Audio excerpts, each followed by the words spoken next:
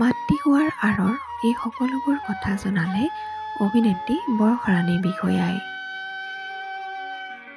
কাৰ সহায়ত অভিনেত্ৰী বৰষাৰাণী বিষয়াই সন্তান প্ৰাপ্তি পালে এই সকলোবোৰ আপোনালোকক জনাম। গতিকে ভিডিঅ'টো শেষলৈকে চাই থাকিব বুলি আশা কৰিলোঁ। লগতে যিসকলে অভিনেত্ৰী বৰষাৰাণী বিষয়াক ভাল পায় তেওঁলোকে প্লিজ এটা লাইক কৰি দিব। লগতে আমাৰ চেনেলটো পোনপ্ৰথমভাৱে চোৱাসকলে প্লিজ চেনেলটো ছাবস্ক্ৰাইব কৰি ল'ব। বৰষাৰাণী বিষয়া আৰু ভাস্কৰ বৰুৱাৰ সপোন পূৰণ হ'ল। তেওঁলোকৰ মুখত হাঁহি বিৰিঙালে কন্যা আদৃতি বৰুৱাই। মাতৃ হোৱাৰ আঁৰৰ সকলোবোৰ কথা ক'লে বৰষাৰাণী বিষয়াই।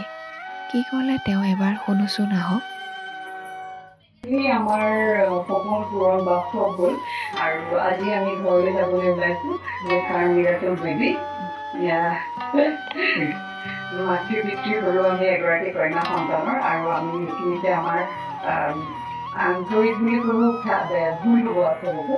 একেবাৰে আপোনাৰ নিকৃত্ৰিম গুণৰ পৰা মই আমাৰ ডক্টৰ মানস দত্তাত্ৰেয় বাইদেউলৈ ধন্যবাদ জ্ঞাপন কৰিছোঁ।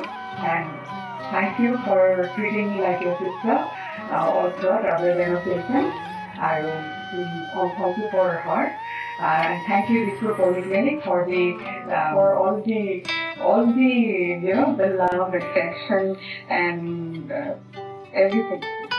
যিখিনি আমি এইকেইদিন থকাৰ পৰা মোৰ ভেকচিন হোৱাৰ পৰা এতিয়ালৈকে আজি ডেলিভাৰীলৈকে যিখিনি support from the nursing staff to all the doctors, housekeeping, সকলোকে মই ধন্যবাদ জ্ঞাপন কৰিছোঁ।